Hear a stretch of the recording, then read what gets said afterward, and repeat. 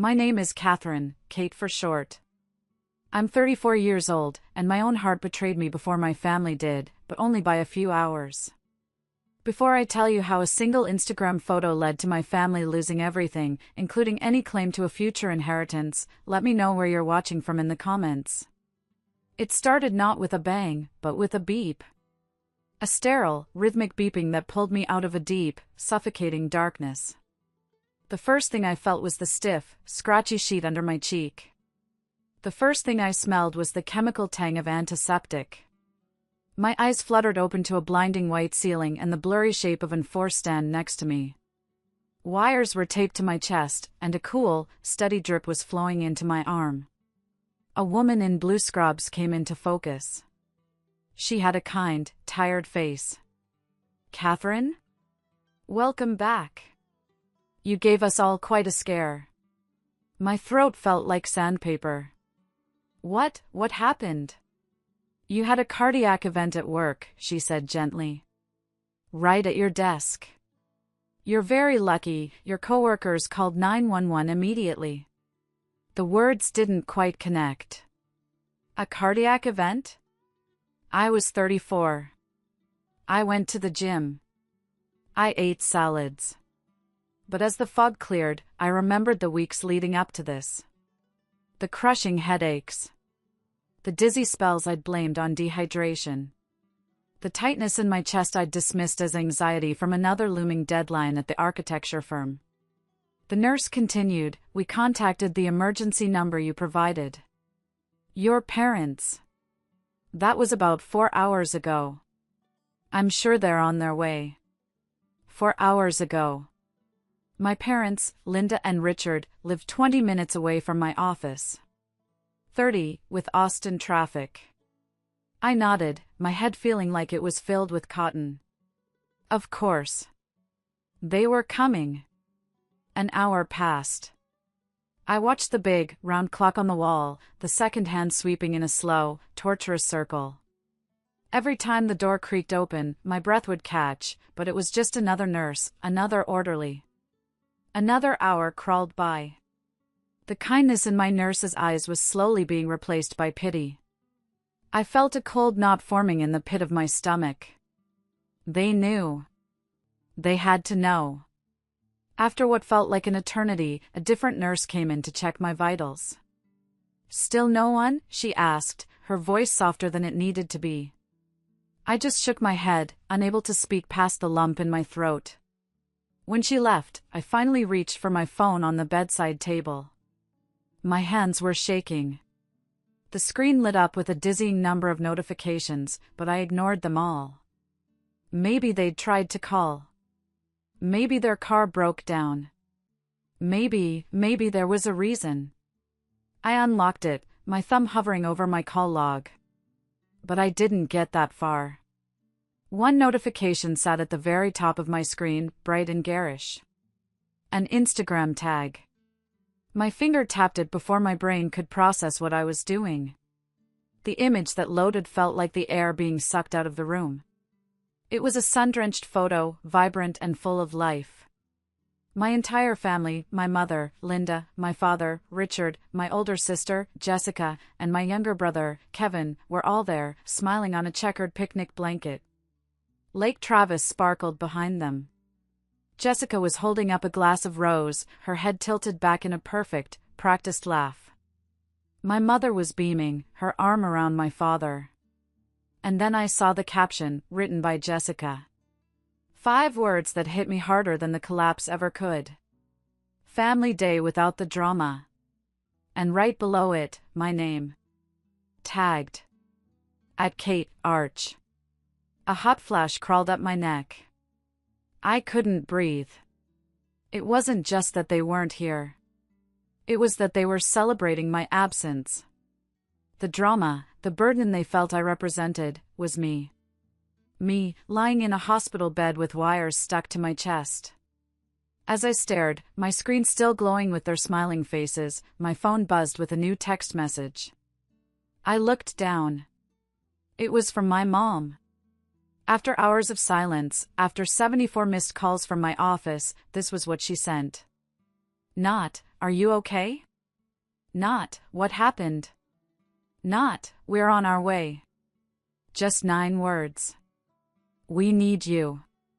Answer now. To understand how those 9 words could feel like a second heart attack, you need to understand what my family truly needed from me.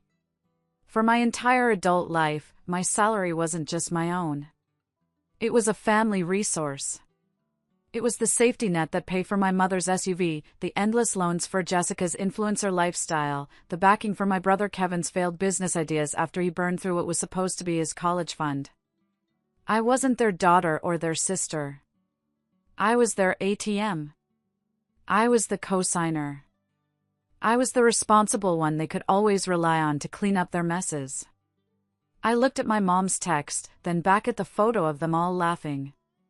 Something inside me didn't just break, it turned to ice. My thumb moved over the screen, my breath catching in my throat. I wasn't going to call my mother. I was going to call someone else. My finger hovered over the contact. My finger hovered over the contact for Grandpa Joe. He was my dad's father, a quiet, no-nonsense man who had seen through my family's polished exterior for years. But to understand why calling him felt like pressing a big red button on my entire life, you need to understand the system I was about to break. It wasn't a family, it was an ecosystem, and I was the primary food source.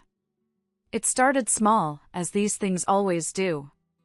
When I landed my first real job at an architecture firm in Austin, I was so proud. My starting salary wasn't huge, but it was mine. The first major crack in that ownership came when my mother, Linda, decided she needed a new Lexus SUV. Not wanted, needed. Her old car was unreliable, a death trap, even though it was only 5 years old. My father, Richard, wrung his hands and talked about tight budgets. Then they sat me down at the kitchen table, the same table where I used to do my homework, and laid out the problem. Their credit wasn't great. The monthly payments were just a little too high. But if I, with my good job and clean credit history, would just co-sign, it would be a huge help. We'll make every payment, honey, you won't have to worry about a thing, my mother had promised, squeezing my hand. I was 24. I wanted to help. I wanted them to be proud of me. So I signed. For the first 6 months, they made the payments. Then 1 month, it was, things are a little tight, can you cover it just this once? That one time became 3 times, and soon enough, the payment for a car I never drove was just another one of my monthly bills. Then there was Jessica. My older sister lived her life through an Instagram filter. Her feed was a curated fantasy of brunches, boutique shopping, and weekend trips to Dallas. To her followers, she was a successful lifestyle influencer. In reality, she was chronically unemployed, jumping between part-time jobs she'd quit within weeks. Her income came from me. It started with texts. Hey, can you spot me $50 for gas? I'll pay you back Friday. Friday never came. Then it escalated. My rent is due and I'm a little short, can you help a girl out? That little short was $500. The texts came every few days, a constant, draining drip. If I ever hesitated, she'd turn on the guilt. I guess I'll just get evicted then. It's fine. Don't worry about me. I always gave in. It was easier than the fight. But the real anchor around my neck was my younger brother, Kevin. Kevin was the golden child. The boy who could do no wrong. When he was 19, he decided he was going to be an entrepreneur and convinced my parents to let him use his college fund to start a custom sneaker business. I warned them it was a bad idea, that the money should be saved for his education. My mother told me I was being negative and unsupportive. The business, predictably, failed within 6 months, leaving nothing but debt and a garage full of unsellable shoes. The college fund was gone. When Kevin eventually did decide to go to community college, there was no money left. So they all looked at me. I was the architect. I had the stable salary. It was my duty, they said, to take out the Parent Plus loans in my name. For Kevin's future. I remember once, Kevin, driving a car I was paying the insurance on, crashed it into a mailbox because he was texting. When he came home, my mother hugged him and said, "Well, the important thing is you're safe and you learned a valuable lesson." A few weeks later, I got a small promotion at work. When I told my mom, her only response was, "Oh, that's nice. Don't forget Jessica's birthday is next week, she wants that expensive purse." That was the system. Their needs were emergencies, my achievements were footnotes. My successes were only valuable in how they could be leveraged to support their failures. I wasn't a person, I was a utility. A pressure valve. A walking, talking bank account with the name Kate written on it. And for 10 long years, I had let it happen. Because I thought that's what love was. That's what family meant. You fix the holes. You don't ask for thanks. You just keep patching things up until you run out of patches. Until your own heart gives out on a Monday afternoon, and the only thing they have to offer is a text message demanding more. The name on my screen seemed to pulse with a quiet power, Grandpa Joe. Calling him wasn't just a cry for help, it was a declaration of war. He was the one person in the family who had never bought into their nonsense. He'd watch the chaos from a distance, with a look of weary disappointment on his face. Years ago, he'd told me, "Kate, loyalty is a two-way street. Don't spend your life driving down a dead end." I hadn't listened then. I was about to listen now. My thumb, still shaking slightly, pressed the call button. He picked up on the second ring, his voice gravelly and calm, like he'd been expecting this call his whole life. "Joe speaking." "Grandpa?" My voice cracked. "It's Kate." He didn't ask what was wrong. He didn't ask why I was calling. He just said, "Which hospital?" That was it. That one question, full of immediate action and zero judgment, was more comfort than my own parents had shown me in a decade. I told him. He just said, "I'm on my way. Don't you talk to any of them until I get there." You hear me? I heard him. 40 minutes later, he walked into my room. He looked exactly the same as I'd always remembered him, old windbreaker, worn-in jeans, a face that looked like it had been carved from oak. He didn't hug me or make a fuss. He just pulled up the visitor's chair, sat down, and looked at the wires connected to my chest. "So," he said, his voice low. "They finally broke you." Tears I didn't even know I was holding back started to stream down my face. I just nodded. He stayed with me all day. He spoke to my doctor, asking sharp, intelligent questions about my condition. He dealt with the billing department when my insurance kicked back one of the tests, paying for it out of his own pocket without a word. And then, he pulled out his tablet and placed it on my lap. "All right," he said. "Let's see the damage." For the next 2 hours, we went through my life, line by line. It was like performing an autopsy on my own finances. With Grandpa Joe asking the questions, I couldn't hide from the truth anymore. My name was on the loan for my mother's SUV. I was a co-signer on 2 of Jessica's maxed-out credit cards. I was the primary name on Kevin's student loans. My checking account had automatic monthly transfers set up for Jessica's allowance and for the extra money my dad always needed for the mortgage. It was a web, and I was the fly caught right in the middle of it. I had built my own prison out of a misguided sense of duty. "They didn't just lean on you, Kate," Grandpa Joe said, his voice dangerously quiet as he scrolled through my bank statements. "They hollowed you out." He was right. And as we sat there, under the cold hospital lights, something shifted in me. The grief and the shock began to harden into something else. Something cold and clear. Resolve.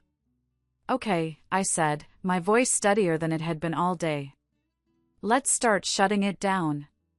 Grandpa Joe looked at me, a flicker of pride in his tired eyes. "Where do you want to begin?" I pointed to the screen, at the line item that read, "Monthly transfer, Jessica." It was the easiest one. The most infuriating one. The money that funded the life she flaunted in my face while I was lying here. I took a deep breath, my finger hovering over the button on the screen. For just a split second, I hesitated. Not for Jessica. But for Kevin. His rent assistance was the next on the list. I remembered him as a little boy, following me around the backyard, looking at me like I was the smartest person in the world. A pang of guilt, sharp and familiar, shot through me. He's still my brother. Am I really doing this? Then, in my mind's eye, I saw it again. The photo. My whole family, laughing in the sun. Celebrating a day without their drama. Without me. The guilt vanished, replaced by a cold, hard certainty. I tapped the screen. Cancel automatic transfer, Jessica? My finger pressed confirm. A small, insignificant click. But it felt like a gunshot in the quiet room. It was done. The first link in the chain was broken. For the first time in years, I felt a flicker of control. I had pushed the first domino, and I was steeling myself for the sound of the others falling. If you've been listening this far, please help me by liking this video and commenting the number 1 below. It lets me know you've given me a like, and it tells me that you're with me on this journey. Your support is a huge encouragement for me to keep going. Please, comment with the number 1, and then listen as I tell you the rest of my story. It didn't take long for the storm to hit. I had silenced my phone, but the screen kept lighting up, a frantic strobe in the dim hospital room. By the time Grandpa Joe left that evening, promising to be back in the morning, the notification counter was climbing. Dozens of missed calls. A flood of text messages. I braced myself and opened them. The first was from my mother, Linda. She'd tried a different tactic. The demanding tone was gone, replaced by a syrupy, concerned voice I knew was completely fake. "Catherine, honey, I just heard what happened. Your father and I are so worried. Why didn't you call us? Please pick up, we love you." Just heard? The hospital had called her 2 days ago. The lie was so blatant it was almost insulting. Then came the barrage from my sisters. My younger sister, Brittany, who always played the innocent peacemaker, sent a long, rambling text about how she hates all this drama and just wants everyone to get along, ending with, "Please don't punish the rest of us for whatever is going on with you and Mom." Punish her? I was paying for her car insurance. But Jessica's message was the one that truly set my teeth on edge. There were no words at first. Just a screenshot. It was from her mobile banking app. The balance was lit up in angry red, $29.41. The image was followed by a text a few seconds later. "What the hell is this? Did you cancel my transfer? My rent is due tomorrow. Fix this. Now. Fix this." 3 words that had defined my entire relationship with her. I was the fixer. The problem solver. The one who was supposed to make everything right so she could continue living her carefree life. I stared at the screen, a hot, bitter anger rising in my throat. I didn't reply. I just deleted the message thread. For the next hour, my phone was a blur of their escalating panic. My father, Richard, left a series of voicemails, his voice getting progressively louder and more agitated, talking about the mortgage payment and how he'd been counting on my help. Jessica sent a stream of furious, all-caps messages calling me selfish and spiteful. I thought I had seen the worst of it. At that moment, I thought that was the bottom. I was wrong. Just as I was about to turn my phone off for the night, a new message popped up. It was from my mother. It wasn't a text. It was a picture. My blood ran cold. It was a photo of my dog, Buddy. He's a goofy, sweet-natured golden retriever I'd had since he was a puppy. When I'd moved into my new apartment a year ago, it didn't allow dogs, so my parents had agreed to keep him at their house temporarily. It was supposed to be a short-term arrangement. Now, I realized it had been a trap. In the picture, Buddy was looking at the camera with his big, sad brown eyes. He looked fine, healthy even. But it was the text underneath that felt like a knife twisting in my gut. Buddy really misses you, honey. We're just so worried about him with everything going on. We're not sure we can keep taking care of him if things are going to be like this. Someone needs to be responsible for him. It was a threat wrapped in the language of concern. A piece of emotional blackmail so cruel, so calculated, that I couldn't breathe for a full minute. They were using my love for my dog to try and break me. To force me back in line. They knew he was my weak spot. And they were pressing on it with all their might. I just stared at the picture of my sweet boy's face. They weren't just leeches. They were monsters. And they had just made the biggest mistake of their lives. They had shown me that there was no line they wouldn't cross. No depth they wouldn't sink to. And in doing so, they had severed the very last thread of loyalty I had left. The fight wasn't just about money anymore. It was about survival. And it was about getting my dog back. The next morning, Grandpa Joe walked in with a grim look on his face and a manila envelope in his hand. He didn't say a word, just dropped it on the bed next to me. "It's from their lawyer," he said. My heart hammered against my ribs. A lawyer? I tore open the envelope. Inside was a crisp, formal letter. My eyes scanned the jargon, the legal terms, but the intent was brutally clear. It was a notice of intent to pursue an emergency conservatorship. They were claiming that my recent, erratic financial decisions, combined with the stress of my cardiac event, were clear evidence that I was mentally unstable and incapable of managing my own affairs. They were petitioning the court to appoint my father, Richard, as my temporary conservator. To take control of my finances, my medical decisions, my life. It felt like a punch to the gut. The same people who hadn't bothered to see if I was alive were now trying to have me legally declared incompetent because I had stopped paying their bills. The audacity was breathtaking. "They can't do this," I whispered, the paper trembling in my hands. "They can try," Grandpa Joe said, his voice hard as stone. "This is what desperate people do."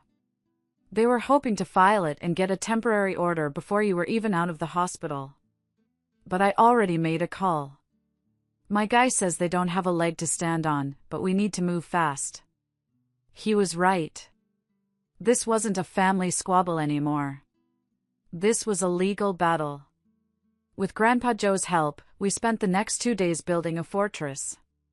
We got a notarized statement from my doctor confirming I was of sound mind and fully capable of making my own decisions. We gathered my employment records, pay stubs that proved my steady salary, and a glowing letter from my boss. We documented every single financial request from my family for the past 5 years. We were preparing for war.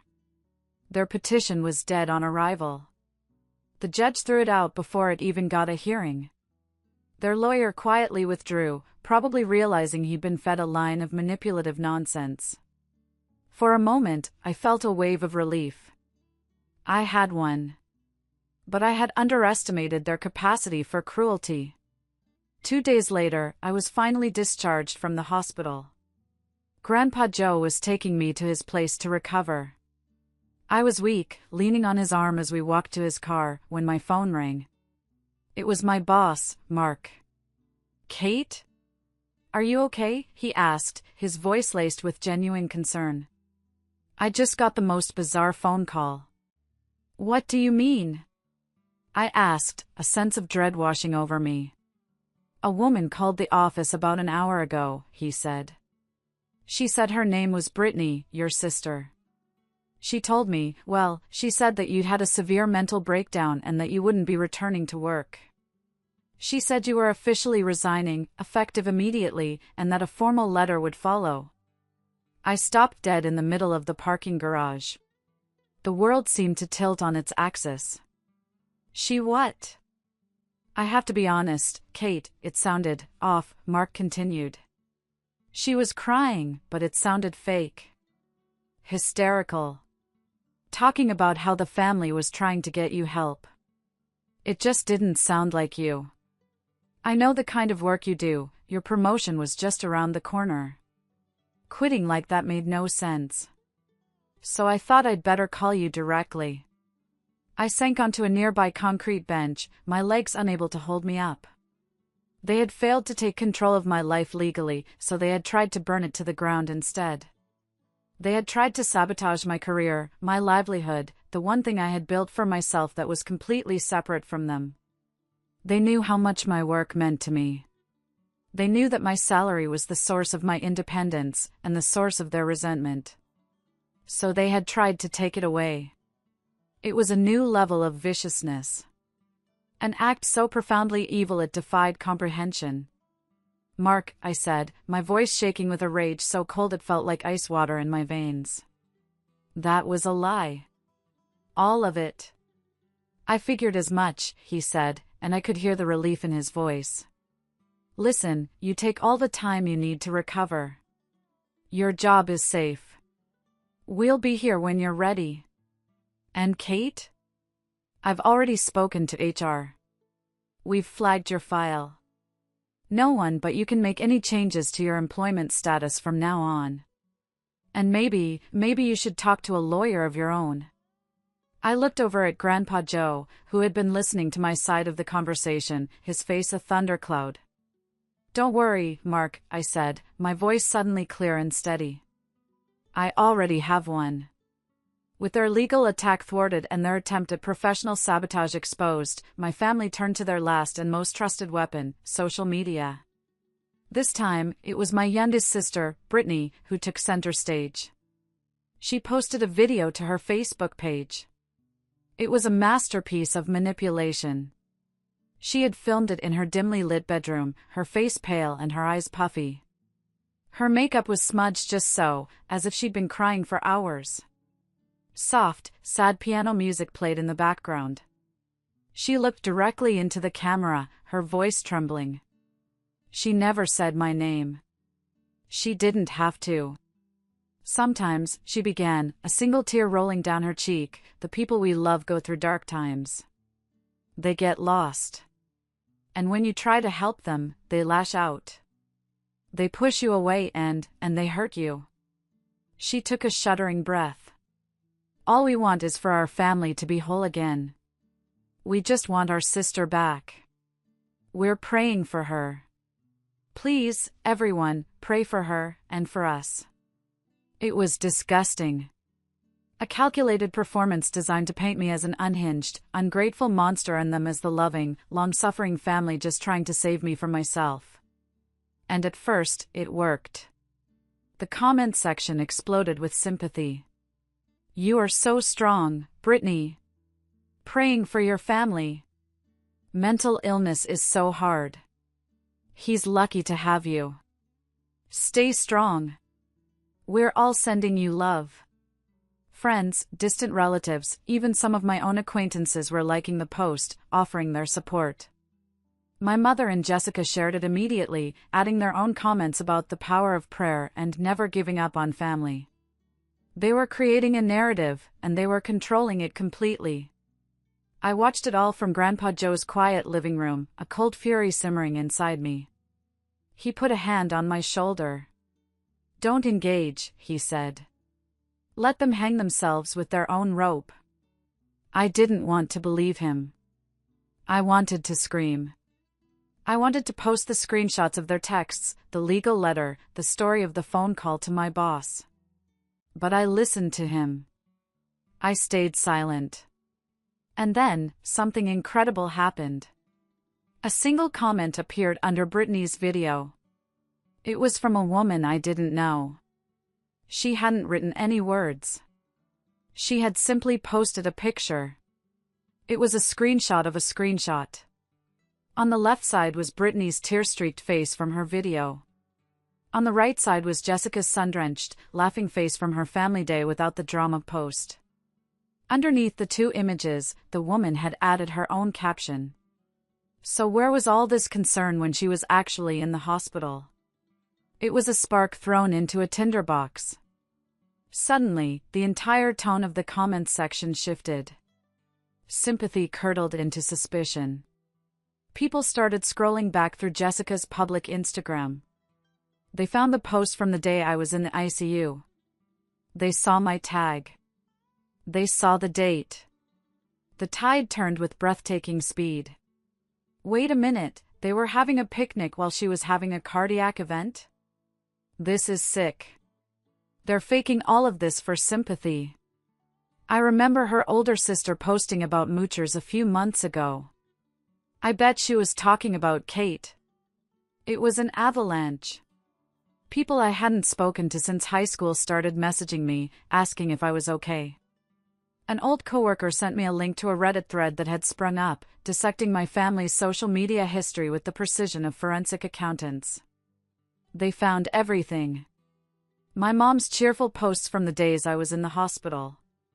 My dad's public LinkedIn profile. Jessica's endless sponsored posts for products she clearly never used.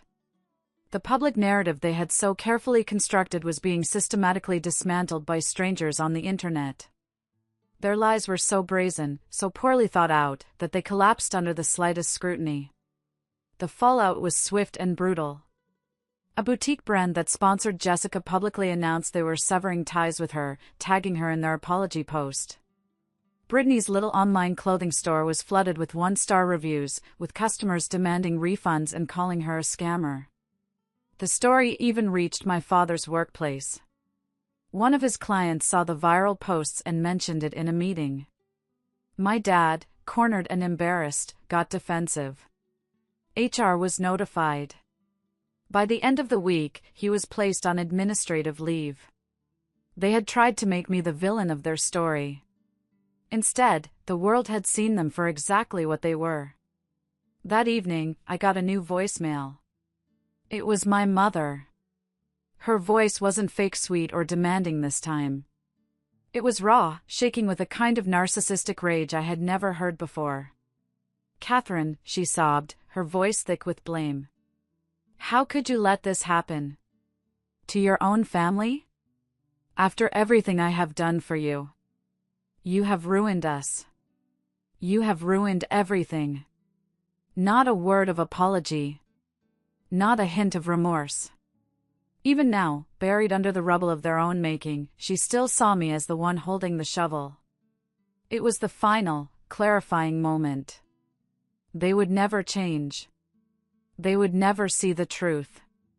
And I would never have to try to make them see it again. You would think that after the public humiliation, after losing jobs and sponsorships, they would finally retreat. You would be wrong. Cornered animals don't surrender. They just get more vicious. About a week after the social media implosion, my old high school friend, Jen, called me. "Kate, you need to look at Facebook. Right now." I pulled it up, my heart sinking. It was a new post, a coordinated attack from all of them. It was a photo album. The first picture showed my mother, Jessica, and Brittany standing in front of my parents' house. They were all wearing old, dirty sweatshirts. Their faces were streaked with fake tears. Behind them, a U-Haul truck was parked in the driveway. My father was off to the side, holding a cardboard box and staring mournfully at the ground. It was a pathetic, transparent performance of poverty and victimhood. The caption, written by Jessica, was the final touch. "Losing everything hurts, especially when it's because your own blood turned on you. We don't know where we'll go from here, but we forgive her. She's still our sister and our daughter. We just pray she comes home before it's too late." They were trying to flip the narrative one last time, painting themselves as the forgiving victims of my cruel rampage. The comments were a war zone. But it was the last photo in the album that made my stomach turn. It was a framed childhood picture of me, a goofy grin on my face, held in Brittany's hands. The caption underneath it read, "We're keeping your room ready for you. Family is forever." It was emotional hostage-taking. A public plea designed to make me look like a monster if I didn't rush back into their arms and fix the mess they had created. I didn't know whether to laugh or be sick. But their final play, their checkmate move, arrived in the mail 2 days later. It was a thick envelope, forwarded from my old apartment. Inside, there was no letter. Just a single, legal-sized document. It was a copy of my father's last will and testament. A new one, drafted and signed the week before. My hands were surprisingly steady as I read it. He outlined his assets, which, I knew, were now next to nothing. He directed that everything he owned should go to the remaining family members who maintained unity and loyalty. And then, at the bottom, there was a handwritten addendum, his signature shaky and angry. My daughter, Catherine, is to be formally disinherited from this estate. She will receive nothing. This clause will only be rendered null and void if she returns to this family, reconciles for the damage she has caused, and resumes her familial duties. I read it twice. He was trying to use a non-existent inheritance as a leash to pull me back in. The message was clear: fall back in line, or you will be erased from our legacy. And as I stood there in Grandpa Joe's kitchen, holding this worthless piece of paper, a laugh bubbled up from my chest. It wasn't a happy laugh. It was a laugh of pure, unadulterated freedom. They didn't get it. They still thought their approval was something I craved. They thought their legacy, a legacy of debt and manipulation, was something I wanted. They thought they could bait me with a future inheritance I never asked for and now would never touch. They had played their last card. And it was a bluff. I walked over to the phone, calm and clear-headed. I didn't call them. I called my lawyer. I have one last thing I need you to do, I said. The next day, a certified letter was delivered to my parents' new rental address. Inside was a simple, one-page document drafted by my lawyer. It was a legal waiver, formally and irrevocably renouncing any and all claim, present or future, to the estate of Richard and Linda. It included a permanent no-contact notice. It was simple. It was direct. It was final. They had tried to erase me. So I signed the paper, and I erased them right back. 2 weeks later, Grandpa Joe and I packed his old pickup truck and drove west, leaving the humid Texas air behind us. He said he wanted to see the mountains again, and I wanted to be anywhere that didn't hold a memory of them. We landed in a small, quiet town in Colorado, nestled in a valley with snow-capped peaks standing guard on the horizon. We bought a small cabin. It wasn't much, but it had a big stone fireplace and a porch that looked out over a field of aspens. For the first month, I just slept. I slept like I hadn't in 10 years, deep and dreamless. The constant, low-level hum of anxiety that had been my lifelong companion finally went quiet. I took a remote job with a smaller architecture firm based in Denver. The salary was less than what I made in Austin, but it was more than enough. Because now, it was all mine. My money paid my mortgage. It bought my groceries. It paid for Buddy's vet bills. Yes, the first thing I did once I was settled was hire a service to retrieve him from my parents' place. They didn't put up a fight. The public backlash had left them with no credibility, and Grandpa Joe's lawyer had made it clear what would happen if they refused. The day Buddy jumped into my arms, covering my face in sloppy kisses, was the day I knew I was truly home. Life became quiet. Simple. I started my day with a coffee on the porch, watching the sun hit the mountains. I worked from a small office I set up, designing mountain homes instead of corporate high-rises. I ended my days reading by the fire, with Buddy sleeping at my feet and Grandpa Joe working on a crossword puzzle in his favorite armchair. I was breathing again. Every so often, a message from the past will find its way through. A distant cousin messaging me on Facebook, a former neighbor asking a mutual friend how I am. They're always fishing, wondering what really happened. They've heard my family's version of the story, I'm sure. It's a tragic tale, I imagine. One where they are the noble, forgiving victims, and I am the cruel, troubled daughter who abandoned them in their time of need. I never correct them. I never explain. Let them have their story. They need it more than I do. Their identities are built on a foundation of perceived slights and manufactured drama. They can't exist without a villain to blame for their own choices. I don't need a story anymore. I have the truth. And the truth is, my life isn't dramatic now. It's peaceful. It's stable. It's my own. I have learned the hardest and most valuable lesson of my life: some family isn't a safe harbor. It's a storm. And sometimes, the only way to survive is to sail away and never look back. The quiet I have now, this deep, soul-level peace, is worth more than any inheritance, more than any hollow apology, and certainly more than being loved only when you're useful. Thank you so much for listening to my story all the way to the end. It means more than you know to be able to share it. I have a question for all of you. Have you ever had to make a difficult choice to protect your own peace? Let me know in the comments below. And if my story resonated with you, please consider liking this video and subscribing for more.